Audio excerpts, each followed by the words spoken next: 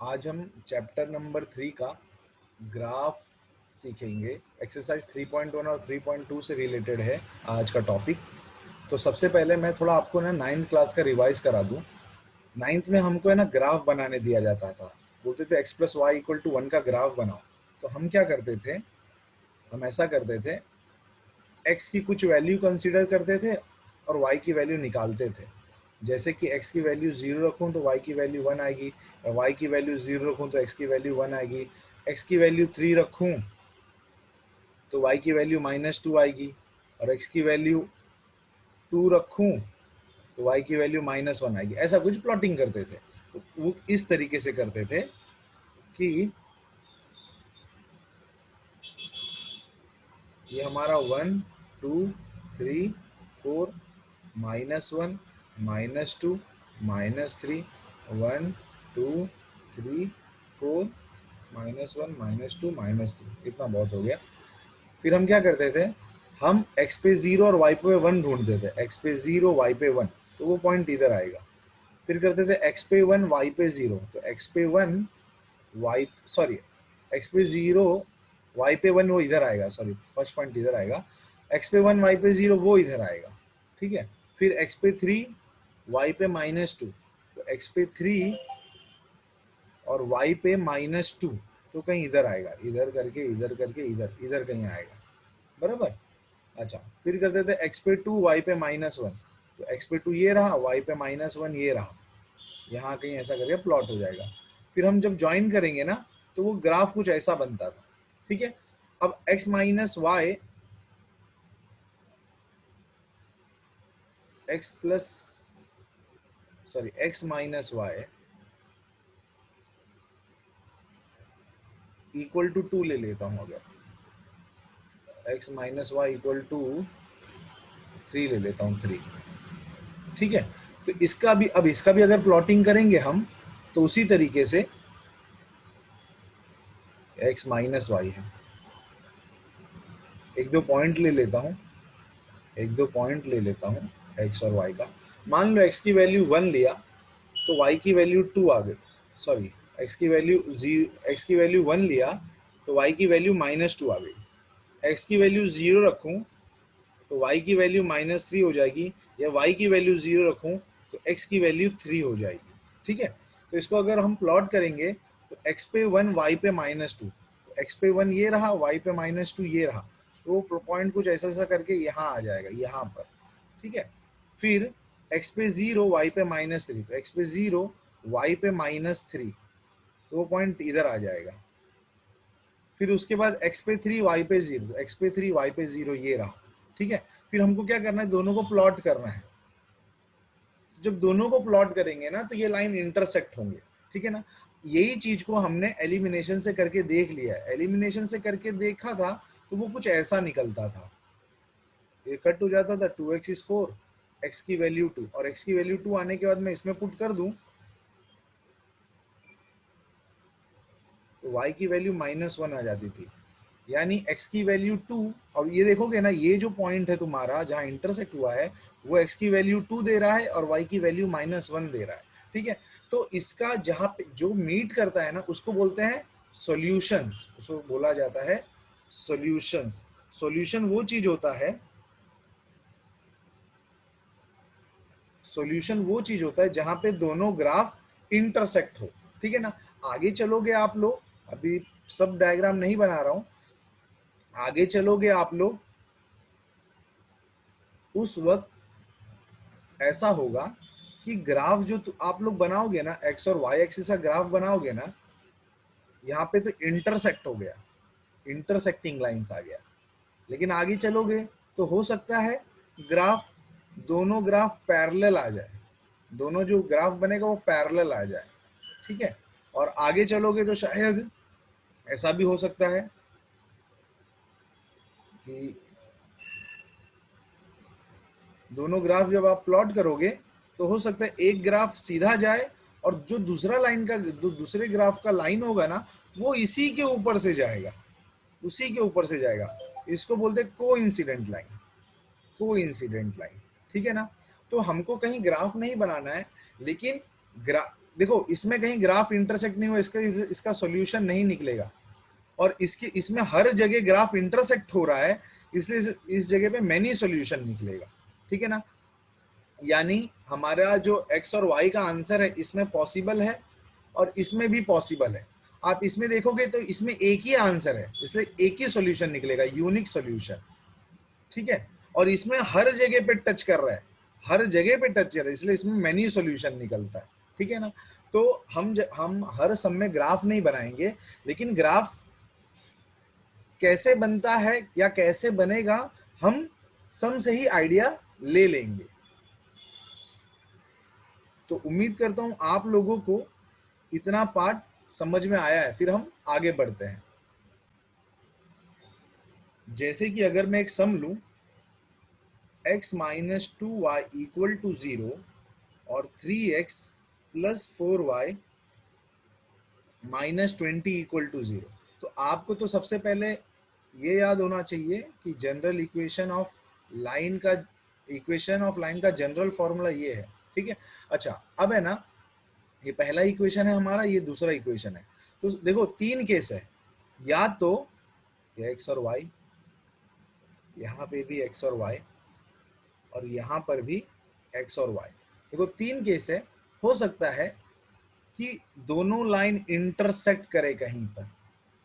ठीक है, हो सकता है दोनों लाइन पैरेलल हो जाए, दोनों लाइन जो है वो पैरेलल हो जाए, या हो सकता है एक लाइन दूसरे लाइन पर कोइंसाइड करे, है ना। एक दूसरा अलग कलर का पेन लिया हो ताकि आपको क्लियर रहे। ठीक है, तो कैसे पता चलेगा कि कब इंटरसेक्टिंग बनेगा,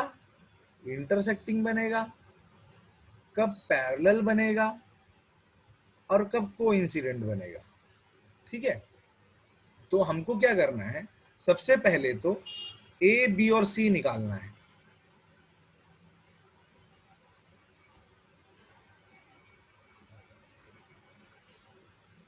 सबसे पहले हमको ए बी और सी निकालना है। जैसे कि जनरल इक्वेशन में हमारा जनरल इक्वेशन ऑफ लाइन का जनरल फॉर्मूला है ax plus B Y plus C. तो पहले इक्वेशन में से a जो होगा वो 1 होगा, b जो होगा वो -2 होगा और c जो होगा वो 0 होगा। और दूसरे इक्वेशन से, इस इक्वेशन से a हमारा 3 होगा, b 4 होगा और c -20 होगा।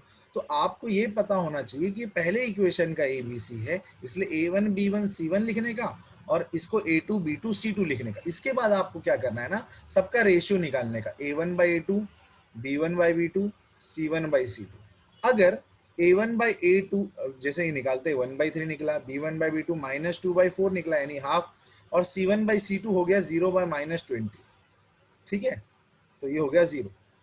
इंटरसेक्ट अगर केस ये बनता है A1 by A2 not equal to B1 by B2, तो समझ जाना वो लाइन इंटरसेक्टिंग होने वाला है।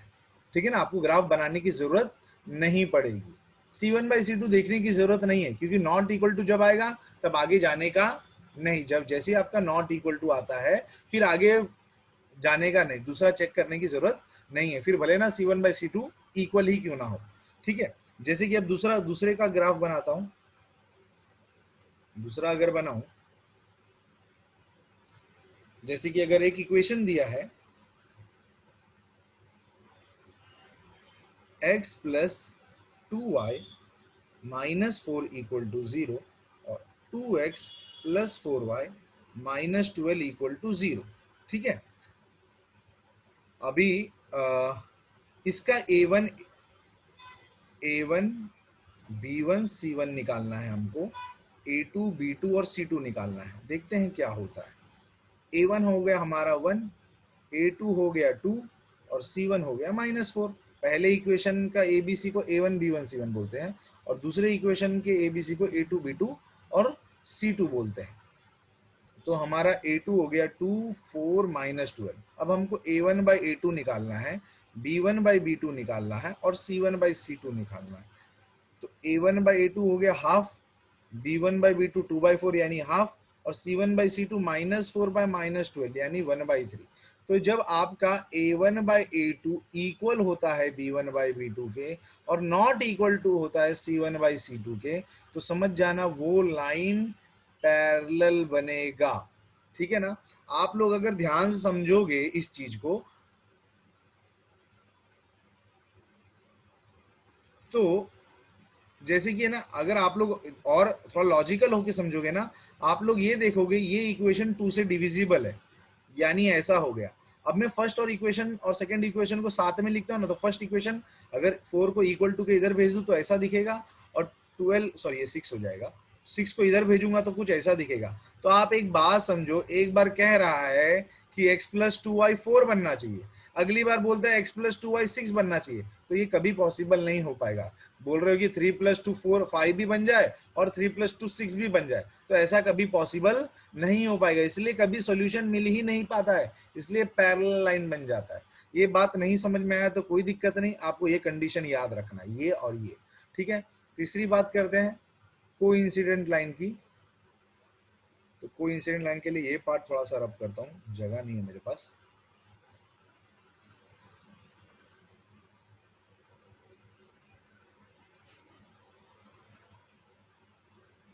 ये थोड़ा सा इंट्रोडक्शन ही ले रहे हैं हम लोग, ताकि आपको 3.1 और 3.2 समझ में।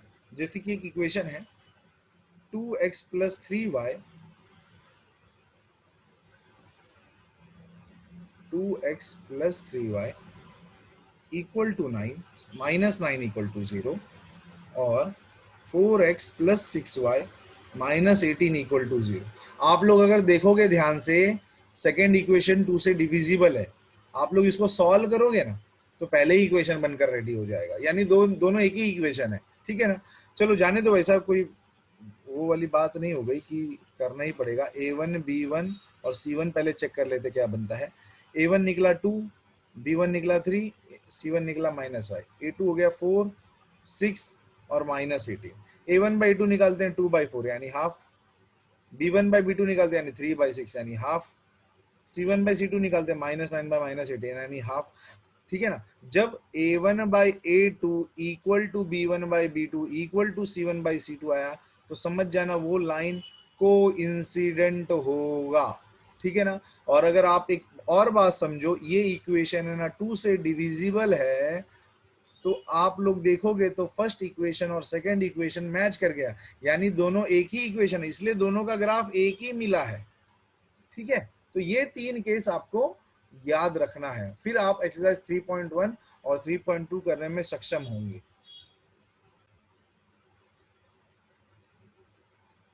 अब है पहला एक्सरसाइज हमारा एक्सरसाइज 3.1। उसमें 3 सम दिया हुआ है, दोनों में बोला गया है कि आपको ग्राफिकली और ज्योमेट्रिकली रिप्रेजेंट करना है। तो ज्योमेट्रिकली रिप्रेजेंट करने के लिए ज्योमेट्रिकली आपको इक्वेशन फ्रेम करके छोड़ देना है। ठीक है। और ग्राफिकली के लिए जैसा मैंने अभी सिखाया, पॉइंट प्लॉट करना है और ग्राफ ग्राफ में कंस्ट्रक्ट करना है। ठीक है। तो ये 3.1 के 3 सम आप लोग कर लेना। ठीक है। क्योंकि अगर आपने ये जो अभी पहले जो सिखाया वो इन्हीं दोनों के ऊपर था। ठीक है ना। तो ये आप लोगों को डू योर सेल्फ करना है। ठीक है। ये थोड़ा सेल्फ स्टडी वाला हो गया। आगे 3.2 पर चलते हैं। हाँ,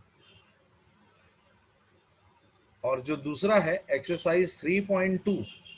एक्सरसाइज 3.2 में अगर आप लोग को मिलेगा क्वेश्चन नंबर 1, तो क्वेश्चन नंबर 1 में जो पहला और दूसरा सम है ये भी आपको ही खुद करना है। ठीक है। उसमें भी खाली इक्वेशन फ्रेम करना है और ग्राफ में कंस्ट्रक्ट करना है। इक्वेशन फ्रेम करके उसमें तो आंसर भी लाना है मेरे ख्याल से। ठीक है ना। तो बस आपको मैच करना है, इक्वेशन में जो सोल्यूशन मिला और ग्राफ से जो सोल्यूशन मिला, दोनों का आंसर मैच करता है या नहीं। तो ये दोनों पार्ट होमवर्क रहेगा। ठीक है।